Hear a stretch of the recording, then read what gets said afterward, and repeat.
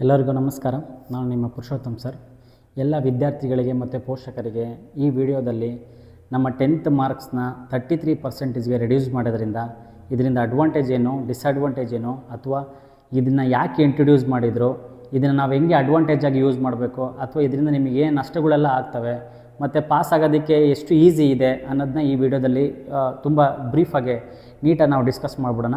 ಎಲ್ಲ ಪೇರೆಂಟ್ಸು ದಯವಿಟ್ಟು ಈ ವಿಡಿಯೋನ ನೋಡಿಬಿಟ್ಟು ನಿಮ್ಮ ಮಕ್ಕಳನ್ನ ಪರಿಸ್ಥಿತಿ ಇವಾಗ ಏನಿದೆ, ಅವರು ಯಾಕೆ ಈ ಥರ ಕರ್ನಾಟಕ ಬೋರ್ಡು ಯಾಕೆ ಈ ಸ್ಕೀಮ್ನ ತೊಗೊಂಬಂತು ಅಂತ ತಿಳ್ಕೊಬೇಕು. ಅದನ್ನು ನೀವು ಇಟ್ ಈಸ್ ಎ ಕಂಪಲ್ಸರಿ, ನೀವು ತಿಳ್ಕೊಳ್ಳೇಬೇಕಾಗಿದೆ ವಿಷಯ ಇದು.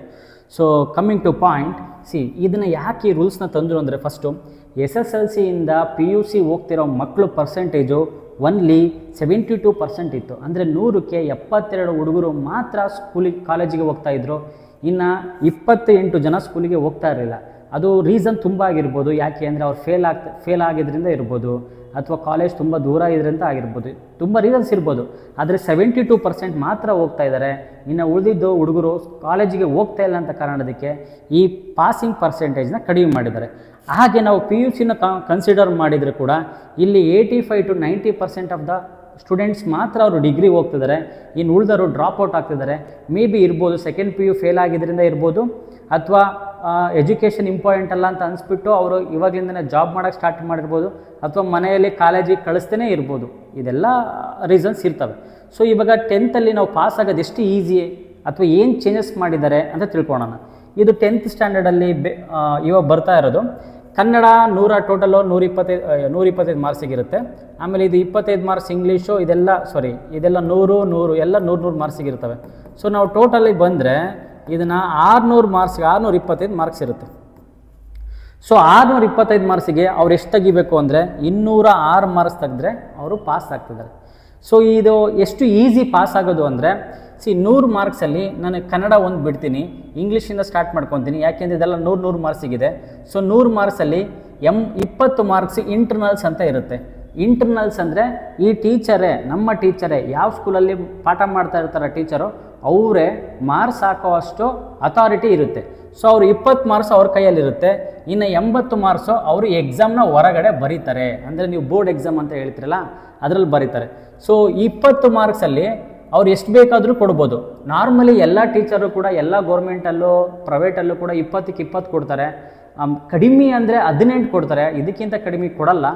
ಸೊ ಇನ್ನು ಎಕ್ಸ್ಟರ್ನಲ್ 80ಕ್ಕೆ ಎಷ್ಟು ಬರೀಬೇಕು, ಎಷ್ಟು ಮಾರ್ಕ್ಸ್ ಬರಬೇಕು ಅಂದರೆ 13 ಮಾರ್ಕ್ಸ್ ಬಂದರೆ, 80ಕ್ಕೆ 13 ಮಾರ್ಕ್ಸ್ ಬಂದರೆ ಅವರು ಪಾಸ್ ಅಂತ ಅರ್ಥ. ಅದರಲ್ಲಿ ಒಂದು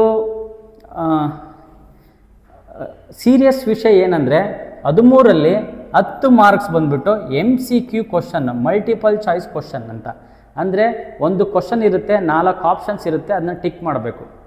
ಸೊ ಈ ಥರ ಆಪ್ಷನ್ ಇದೆ. ಮತ್ತು ಫಿಲ್ ಇನ್ ದ ಬ್ಲ್ಯಾಂಕ್ಸ್ ಅಂತ ಬರುತ್ತೆ, ಮ್ಯಾಚ್ ದ ಫಾಲೋಯಿಂಗ್ ಅಂತ ಬರುತ್ತೆ ಇದರಲ್ಲೇ. ಸೊ ಒಬ್ಬ ಹುಡುಗ ಕರೆಕ್ಟಾಗೆ ಅವನೇನಾದರೂ ವಿತೌಟ್ ರೈಟಿಂಗ್ ಏನೂ ಬರಿದೆ ಪಾಸ್ ಆಗೋಷ್ಟು ಎಬಿಲಿಟಿ ಅಂತೂ ಇವಾಗ ಚಾನ್ಸಸ್ ಇದೆ. 10th ಬರೀ MCQ, ಆಮೇಲೆ fill in the blanks, match the following ಅಥವಾ ಡಯಾಗ್ರಾಮು ಇಷ್ಟು ಬರೆದ್ಬಿಟ್ಟೆ ಪಾಸ್ ಆಗಿಬಿಡ್ಬೋದು ಆ ಹುಡುಗ. ಸೊ 80 ಮಾರ್ಕ್ಸ್ಗೆ ಓನ್ಲಿ 13 ತೆಗಿಬೇಕು. ಟೋಟಲ್ ಪರ್ಸೆಂಟೇಜ್ ಬಂದ್ಬಿಟ್ಟು 33, ಒಂದು ಸಬ್ಜೆಕ್ಟಲ್ಲಿ 33% ಬರಬೇಕು ಅವನು. ಅದೇ ಥರ ಎಲ್ಲದರಲ್ಲೂ ಕೂಡ ಇಂಟರ್ನಲ್ 20 ಮಾರ್ಕ್ಸ್ ಇರುತ್ತೆ, ಎಕ್ಸ್ಟರ್ನಲ್ 13 ತೆಗೆದ್ರೆ ಟೋಟಲ್ಲು ಒಂದು ಸಬ್ಜೆಕ್ಟಲ್ಲಿ 33 ಆಗುತ್ತೆ, ಅದು 33% ಆಗುತ್ತೆ. ಅಂದರೆ ಇದನ್ನು ನಾವು ಓವರಾಲ್ ಅಂತ ತೊಗೊಂಡಾಗ ಇಂಟರ್ನಲ್ ಮಾರ್ಕ್ಸು ಅಂದರೆ ಟೀಚರ್ ಕೈಯಲ್ಲಿ 125 ಮಾರ್ಕ್ಸ್ ಇರುತ್ತೆ. ಅವರು ಬರೆಯೋದು ಎಷ್ಟು ಅಂದರೆ ಎಕ್ಸಾಮು 500 ಮಾರ್ಕ್ಸಿಗೆ 81 ಮಾರ್ಕ್ಸ್ ತೆಗೆದ್ರೆ ಅವನು ಪಾಸ್ ಆಗ್ತಾನೆ. ಇದನ್ನು ಮಾಡಿರೋದು ಕಾರಣ ಎಲ್ಲ 10th ಮಕ್ಕಳು ಪಾಸ್ ಆಗಿಬಿಟ್ಟು ಫಸ್ಟ್ PUಗೆ ಹೋಗಲಿ ಅಂತ. ಸೊ ನನ್ನ ಥಾಟ್ ಏನಂದರೆ, ನೀವು ಪಾಸ್ ಆಗೋದಕ್ಕೋಸ್ಕರ ದಯವಿಟ್ಟು SSLC ಮಕ್ಕಳು 10th ಮಕ್ಕಳು ಪಾಸ್ ಆಗೋಕ್ಕೋಸ್ಕರ ಓದಬೇಡಿ, ಅಥವಾ ಮಾರ್ಕ್ಸ್ ಬರುತ್ತೆ ಅಂತ ಇದಕ್ಕೂ ಓದಬೇಡಿ. ಇದನ್ನು ಮಾಡಿದ ಕಾರಣ ಏನು ಅಂದರೆ, ನಿಮ್ಮ PUCಯಲ್ಲಿ ಬರೋ CET ಎಕ್ಸಾಮು, ನೀಟ್ ಎಕ್ಸಾಮು, ಅಥವಾ JEE ಎಕ್ಸಾಮು, ಅಥವಾ CLAT ಎಕ್ಸಾಮು, ಈ ಎಲ್ಲ ಎಕ್ಸಾಮಿಗೆ ಅವರು ಪ್ರಿಪೇರ್ ಆಗಲಿ ಅಂತ ಈ ಥರ ಮಾಡಿರೋದು. ಸೊ ನಿಮಗೆ ಕಾಂಪಿಟೇಟಿವ್ ನೇಚರ್ ಬರಲಿ, ನೀವು ಇದಕ್ಕೆ ಬೋರ್ಡಿಗೆ ಫೋಕಸ್ ಮಾಡ್ಕೊಂತ ಕೂತ್ಕೊಂಡ್ರೆ ಈ ಥರ ಕಾಂಪಿಟೇಟಿವ್ ಎಕ್ಸಾಮಲ್ಲಿ ನೀವು ಅಟೆಂಪ್ಟ್ ಮಾಡೋಕ್ಕಾಗಲ್ಲ, ಅದ್ರ ಮೇಲೆ ಫೋಕಸ್ ಮಾಡೋಕ್ಕಾಗಲ್ಲ ಅಂತ ಈ ಕರ್ನಾಟಕ ಸ್ಟೇಟ್ ಬೋರ್ಡ್ ಅವರು CBSE ಸ್ಕೀಮ್ನ ತೊಗೊಂಬಂದರೆ. ಈ CBSE ಸ್ಕೀಮು ಇದು ನಮ್ಮ ಕರ್ನಾಟಕದಲ್ಲಿ ಮಾತ್ರ ಆಗಿಲ್ಲ, CBSEಯಲ್ಲಿ ಸೆಂಟ್ರಲ್ ಗೌರ್ಮೆಂಟಲ್ಲಿ ಯಾರೆಲ್ಲ ಓದ್ತಾರಲ್ಲ ಅವ್ರದ್ದು ಸ್ಕೀಮು ಇದೇ ಥರನೇ ಇದೆ. ಹಾಗಾಗಿ ಕರ್ನಾಟಕ ಗೌರ್ಮೆಂಟರು ಕೂಡ ನಮ್ಮ ಮಕ್ಕಳು ಅವರಿಗೆ ಅದಕ್ಕೆ ಫೋಕಸ್ ಮಾಡಲಿ ಅಂತ ಹೇಳ್ಬಿಟ್ಟು ಈ ಸ್ಕೀಮ್ನ ತಂದಿರೋ ಚಾನ್ಸಸ್ ಅಂತೂ ಇದೆ. ಇನ್ನು PUC ಮಕ್ಕಳು ಎಷ್ಟು ಮಾರ್ಕ್ಸ್ ತೆಗಿಬೇಕು ಅಂದರೆ, ನೀವೇನಾದರೂ ಕಾಮರ್ಸ್ ಅಥವಾ ಯಾವುದೇ ಡಿಪಾರ್ಟ್ಮೆಂಟಿಂದ ಆಗಲಿ, ನೀವು ಎಕ್ಸಾಮಲ್ಲಿ ಟೋಟಲ್ ಪರ್ಸೆಂಟೇಜ್ ನಿಮಗೆ 33% ಬಂದಿದ್ದರೆ, ಎಲ್ಲ ಮಾರ್ಕ್ಸು ಸೇರಿ 33% ಬಂದಿದ್ದರೆ ನೀವು ಪಾಸ್ ಆಗ್ತೀರಾ. ಕಾಮರ್ಸ್ ಅಥವಾ ಆರ್ಟ್ಸ್ ಮಕ್ಕಳು ನಿಮಗೇನಾದರೂ ಎಕ್ಸಾಮು 80 ಮಾರ್ಕ್ಸಿಗೆ ನಡೀತೈತೆ, 80 ಮಾರ್ಕ್ಸಿಗೆ ನಡೀತೈತೆ ಅಂದರೆ ಬೋರ್ಡ್ ಎಕ್ಸಾಮ್ 80 ಮಾರ್ಕ್ಸಿಗೆ ನಡೆಯುತ್ತೆ, 20 ಮಾರ್ಕ್ಸು ಇಂಟರ್ನಲ್ಸ್ ಕೊಡ್ತಾ ಇದ್ದಾರೆ ಅಂದರೆ ನೀವು ಪಾಸ್ ಆಗೋದಕ್ಕೆ 80 ಮಾರ್ಕ್ಸಲ್ಲಿ 24 ಮಾರ್ಕ್ಸ್ ಬರಬೇಕು. 24 80 ಮಾರ್ಕ್ಸಿಗೆ ಬಂದರೆ ನೀವು ಪಾಸ್ ಆಗ್ತೀರಾ. ಇದು ಕಾಮರ್ಸ್ ಮಕ್ಕಳಿಗೆ. ಯಾವುದ್ರಾಗಲಿ ಕನ್ನಡ, ಇಂಗ್ಲೀಷು, ಹಿಂದಿ ಅದರಲ್ಲಿ 20 ಮಾರ್ಕ್ಸು ನಿಮಗೆ ಇಂಟರ್ನಲ್ಸ್ ಕೊಡ್ತಾರೆ, ಇನ್ನು 80 ಮಾರ್ಕ್ಸಲ್ಲಿ 24 ತೆಗಿಬೇಕು. Minimum is 24. ಆಮೇಲೆ ಟೋಟಲ್ ಪರ್ಸೆಂಟೇಜ್ ನಿಮಗೆ 33 ಇರಬೇಕು. ಕಮ್ಮಿಂಗ್ ಟು ಸೈನ್ಸ್ ಡಿಪಾರ್ಟ್ಮೆಂಟಲ್ಲಿ ಇದು ಸ್ವಲ್ಪ ಚೇಂಜಸ್ ಆಗಿದೆ, ದಯವಿಟ್ಟು ಸ್ವಲ್ಪ ಕೇರ್ಫುಲ್ಲಾಗಿ ನೋಡಿ. ಏನು ಅಂದರೆ, ನೀವು 100 ಮಾರ್ಕ್ಸಲ್ಲಿ ಹೆಂಗೆ ಡಿವೈಡ್ ಆಗುತ್ತೆ, 70 ಮಾರ್ಕ್ಸು ಪ್ಲಸ್ 30 ಮಾರ್ಕ್ಸು ಡಿವೈಡ್ ಆಗುತ್ತೆ. 70 ಮಾರ್ಕ್ಸು ನೀವು ಬೋರ್ಡ್ ಎಕ್ಸಾಮು ನೀವು ಬರಿತೀರಾ, ಎಕ್ಸಾಮ್ನ ಬರಿತೀರಾ, ಇದು ಥಿಯರಿ ಎಕ್ಸಾಮ್ ಬರಿತೀರಾ. ಇನ್ನು 30 ಮಾರ್ಕ್ಸು ಪ್ರತಿ ವರ್ಷ ಥರ ಈ ಸಲ 30 ಮಾರ್ಕ್ಸ್ ಇರೋದಿಲ್ಲ, ಇದು ನಿಮಗೆ 20 ಮಾರ್ಕ್ಸ್ ಪ್ರಾಕ್ಟಿಕಲ್ ಆಗುತ್ತೆ. ಇನ್ನು 10 ಮಾರ್ಕ್ಸ್ ಬಂದುಬಿಟ್ಟು ದಿಸ್ ವಿಲ್ ಬಿಕಮ್ ಇಂಟರ್ನಲ್. ಆ ಇಂಟರ್ನಲ್ಲು ನಿಮ್ಮ ಟೀಚರ್ ಕೊಡ್ತಾನೆ. ಅದು ಯಾವುದ್ರ ಮೇಲೆ ಡಿಪೆಂಡ್ ಆಗುತ್ತೆ ಅಂದರೆ, ನಿಮ್ಮ ಅಟೆಂಡೆನ್ಸ್ ಮೇಲೆ, ನಿಮ್ಮ ಬಿಹೇವಿಯರ್ ಮೇಲೆ, ಆಮೇಲೆ ಪ್ರಾಜೆಕ್ಟ್ಸ್ ಮೇಲೆ, ಅದ್ರ ಮೇಲೆ, ಆ ರೆಕಾರ್ಡ್ ಮೇಲೆ, ಅದ್ರ ಮೇಲೆ ಆ 10 ಮಾರ್ಕ್ಸು ಡಿಪೆಂಡ್ ಆಗುತ್ತೆ. ಇನ್ನು 20 ಮಾರ್ಕ್ಸು ನೀವು ಪ್ರಾಕ್ಟಿಕಲ್ ಎಕ್ಸಾಮ್ ಬರಿತೀರಾ. ಇನ್ನು 70 ಮಾರ್ಕ್ಸಿಗೆ ನೀವು ಪಾಸ್ ಆಗಬೇಕು ಅಂದರೆ 21 ಮಾರ್ಕ್ಸ್ ತೆಗೆದ್ರೆ ನೀವು ಪಾಸ್. 21 ಪಾಸು. ಆದರೆ ಇಲ್ಲಿ ಇನ್ನೂ ಒಂದು ನಿಜ ಸತ್ಯ, ಹಾರ್ಡ್ ಕೋರ್ ಟ್ರೂತ್ ಏನಂದರೆ, 21 ತೆಗೆದ್ರೆ ನೀವು ಪಾಸು, ಅದರಲ್ಲಿ 15 MCQ ಕ್ವಶನ್ನು, ಇನ್ನು 5 ಫಿಲ್ ಇನ್ ದ ಬ್ಲ್ಯಾಂಕ್ಸು. ಅಲ್ಲೇ 20 ಮಾರ್ಕ್ಸ್ ಆಯಿತು ನಿಮಗೆ. ಇನ್ನು ಯಾವ್ದಾರ ಒಂದು ಡಯಾಗ್ರಾಮ್ ಬರೆದ್ರೆ ನೀವು ಪಾಸ್ ಆಗೋದಕ್ಕೆ ಯಾಕೆ ಇಷ್ಟೊಂದೆಲ್ಲ ನೀವು ಮಾಡಿದ್ದಾರೆ ಅಂದರೆ, ಇದು ಫೇಲ್ ಆಗೋಕ್ಕೋಸ್ಕರ ಮಾಡಿರೋದಲ್ಲ, ಪಾಸ್ ಆಗೋಕ್ಕೋಸ್ಕರ ಮಾಡಿರೋ ಸ್ಕೀಮ್ ಇದು. ಕಮ್ಮಿಂಗ್ ಟು ಪಾಯಿಂಟ್ ಈಸ್, ಇದನ್ನು ಸ್ಕೀಮ್ ಏನಕ್ಕೆ ಮಾಡಿದ್ದಾರೆ ಅಂದರೆ, ನೀವು ಕಾಂಪಿಟೇಟಿವ್ಗೆ ಜಾಸ್ತಿ ಫೋಕಸ್ ಕೊಡಲಿ, CBSE ಮಕ್ಕಳು ಕೊಟ್ಟಂಗೆ ನೀವು ಫೋಕಸ್ ಕೊಡಲಿ ಅಂತ ಈ ಸ್ಕೀಮ್ನ ಮಾಡಿದ್ದಾರೆ. ಆದರೆ ನಮ್ಮ ಮಕ್ಕಳು ಆ ಕಾಂಪಿಟೇಟಿವ್ ಎಕ್ಸಾಮ್ನ ಸೆಕೆಂಡ್ರಿ ಹಿಡ್ಕೊಂಡು ಬೋರ್ಡ್ ಎಕ್ಸಾಮ್ನ ಪ್ರೈಮರಿ ಹಿಡ್ಕೊತ ಇದ್ದೀರಾ, ಇದು ತಪ್ಪು. ಅವ್ರು ಸ್ಕೀಮ್ ಮಾಡಿರೋದೇ ನಿಮಗೆ ಪ್ರೈಮರಿ ಅಲ್ಲಿ ಫೋಕಸ್ ಮಾಡಲಿ, ಆಮೇಲೆ ಸೆಕೆಂಡ್ರಿ ಬೋರ್ಡ್ನ ಫೋಕಸ್ ಮಾಡಲಿ ಅಂತ. ಸೊ ಹಾಗಾಗಿ ನೀವು ಕಾಂಪಿಟೇಟಿವ್ ಎಕ್ಸಾಮ್ CET, NEET, JEEನ ಅಥವಾ ಕ್ಲಾಟ್ ಎಕ್ಸಾಮ್ನ ಸ್ವಲ್ಪ ಫೋಕಸ್ ಮಾಡಿದರೆ ಒಳ್ಳೆಯದಿರುತ್ತೆ. ಮತ್ತು ಈ ಸ್ಕೀಮ್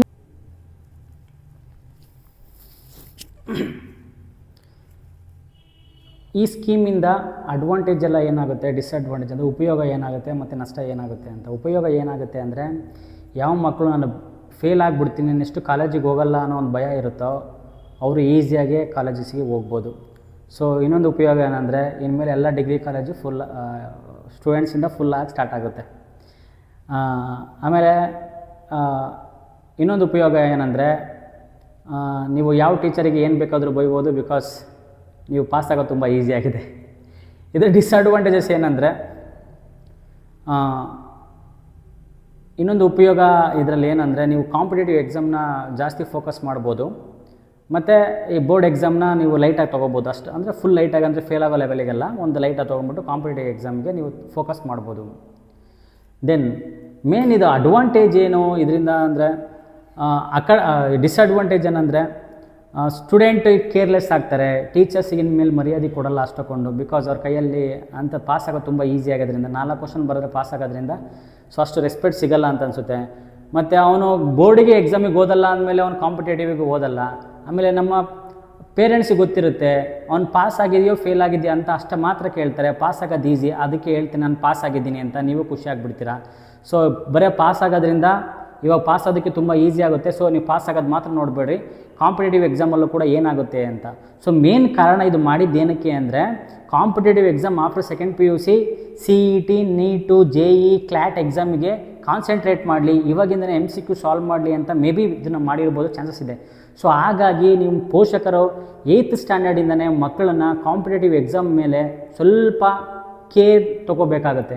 ಸೊ ಸ್ಕೂಲಲ್ಲಿ ಕಾಂಪಿಟೇಟಿವ್ ಎಕ್ಸಾಮ್ಸ್ಗೆ ಅಷ್ಟು ಚೆನ್ನಾಗಿ ಗೊತ್ತಿರಲ್ಲ, ಅಷ್ಟು ನೀಟಾಗಿ ಗೊತ್ತಿರೋದ ಕಾರಣ ನೀವೇ ಮುಂದೆ ಬಂದುಬಿಟ್ಟು ಎಲ್ಲಿ ಕಾಂಪಿಟೇಟಿವ್ ಫೌಂಡೇಶನ್ ಮಾಡ್ತಾರೆ ಅಲ್ಲಿ ಜಾಯಿನ್ ಮಾಡಿಸಿ ಇವಾಗಿಂದನೇ ಕೋಚಿಂಗ್ಸ್ ಕೊಡಿಸಿದ್ರೆ ಆ ಮಕ್ಕಳಿಗೆ ಆ ಕೇರ್ನೆಸ್ ಬರೋ ಸ್ಟಾರ್ಟ್ ಆಗುತ್ತೆ. ದೆನ್ ನಾವು ಇದಕ್ಕೋಸ್ಕರನೇ ಫ್ರಮ್ ಲಾಸ್ಟ್ 10 ವರ್ಷದಿಂದ 8th 9th 10th ಮಕ್ಕಳಿಗೆ foundation for JEE NEET CET ಗೋಸ್ಕರ ಮಾಡ್ತಾಯಿದ್ದೀವಿ. ಆ್ಯಂಡ್ ಇನ್ಕ್ಲೂಡಿಂಗ್ PUCಗೂ ಕೂಡ CET ನೀಟ್ ಮತ್ತು JEE ನಡೀತಾ ಇದೆ. ನಿಮ್ಮ ಮಕ್ಕಳು ದೇವನಹಳ್ಳಿ ಅಕ್ಕಪಕ್ಕ ಇದ್ದರೆ ನೀವು ಜಾಯಿನ್ ಮಾಡಿಸ್ಬೋದು. ಹೋಮ್ ಟ್ಯೂಷನ್ ಕೂಡ ಅವೈಲೇಬಲ್ ಇದೆ. ಆಲ್ ಓವರ್ ನಾವು ಬ್ಯಾಂಗ್ಳೂರು ಹೋಮ್ ಟ್ಯೂಷನ್ನ ಕೊಡ್ತಾಯಿದ್ದೀವಿ. ನಮ್ಮದ್ರಲ್ಲಿ ಇದುವರೆಗೂ 3 JEE ಪಾಸ್ ಆಗಿದ್ದಾರೆ ಮತ್ತು more than 10 members medical pass ಆಗಿದ್ದಾರೆ. 8th ಇಂದನೇ ನಾವು ಕಾಂಪಿಟೇಟಿವ್ಗೆ ಸ್ಟಾರ್ಟ್ ಮಾಡ್ತಾ ಇದ್ದೀವಿ ಅಥವಾ ನಡೀತಾ ಇದೆ. ನೀವು ದೇವನಹಳ್ಳಿ ಅಕ್ಕಪಕ್ಕ ಇದ್ದರೆ ನೀವು ದೇವನಹಳ್ಳಿ ದುರ್ಗಾ ಸ್ಟೋರ್ ಪಕ್ಕದಲ್ಲಿ ಬಂದುಬಿಟ್ಟು ವಿಷನ್ ಕೋಚಿಂಗ್ ಅಕಾಡೆಮಿ ಅಥವಾ ಈ ನಂಬರಿಗೆ ನೀವು ಸ್ಕ್ರೀನ್ಶಾಟ್ ತೊಗೊಂಡು ನೀವು ಕಾಲ್ ಮಾಡ್ಬೋದು. ನಾನು ಮತ್ತೆ ಅದನ್ನ ಕಂಪ್ಲೀಟ್ ಇನ್ಫಾರ್ಮೇಷನ್ ನಿಮಗೆ ಕೊಡ್ತೀನಿ. ಸೊ ಈ ಮಾಡಿರೋ ಸ್ಕೀಮ್ನ ಅಡ್ವಾಂಟೇಜ್ ತೊಗೊಂಡು ನೀವು ಫೋಕಸ್ ಮಾಡಿ ಕಾಂಪಿಟೇಟಿವ್ ಇವಾಗಿಂದನೇ ನೀವು ಸ್ಟಾರ್ಟ್ ಮಾಡಿಸ್ಬೇಕು ಅಂತ ಕೂಡ ಅದಕ್ಕೋಸ್ಕರನೇ ಪ್ರಿಪೇರ್ ಮಾಡಿರೋದು. ಮೇ ಬಿ ನಿಮಗೆ ಇವಾಗ ಕ್ಲಾರಿಫೈ ಸಿಕ್ಕಿದೆ ಅಂತ ಅನಿಸುತ್ತೆ. ಸೊ ನಿಮಗೇನಾದರೂ ಡೌಟ್ ಇದ್ದರೆ PUC ಯಾವುದರ ಮೆಟೀರಿಯಲ್ ಬೇಕು, ನನಗೆ ಪಾಸಿಂಗ್ ಪ್ಯಾಕೇಜ್ ಬೇಕು ಅಂದಾಗ ನಾನು ಎಕ್ಸಾಮ್ ಟೈಮಲ್ಲಿ ಬಂದುಬಿಟ್ಟು ಮತ್ತೆ ಎಕ್ಸ್ಪ್ಲೇನ್ ಮಾಡ್ತೀನಿ. ಸೊ ಈ ಯೂಟ್ಯೂಬ್ ಚಾನಲ್ನ ನೀವು ಸಬ್ಸ್ಕ್ರೈಬ್ ಮಾಡ್ಕೊಂಡಿರಿ. ನಿಮ್ಗೆ ಪ್ರತಿಯೊಂದು ಅಪ್ಡೇಟ್ ಬರಬೇಕು ಅಂದರೆ ಬೆಲ್ ಬಟನ್ನ ನೀವು ಕ್ಲಿಕ್ ಮಾಡಿದರೆ ನಿಮಗೆ ಅಪ್ಡೇಟ್ ನೋಟಿಫಿಕೇಷನ್ ಬಂದುಬಿಡುತ್ತೆ. ಸೊ ಇನ್ನು ಯಾವುದೇ ಗೌರ್ಮೆಂಟ್ದು ನೋಟಿಫಿಕೇಷನ್ ಬಂದರೆ PUC ಮತ್ತು 10th ಮಕ್ಕಳಿಗೆ ನನ್ನ ಕಡೆಯಿಂದ ಅಪ್ಡೇಟ್ ಕೊಡ್ತಾ ಇರ್ತೀನಿ. ಧನ್ಯವಾದ.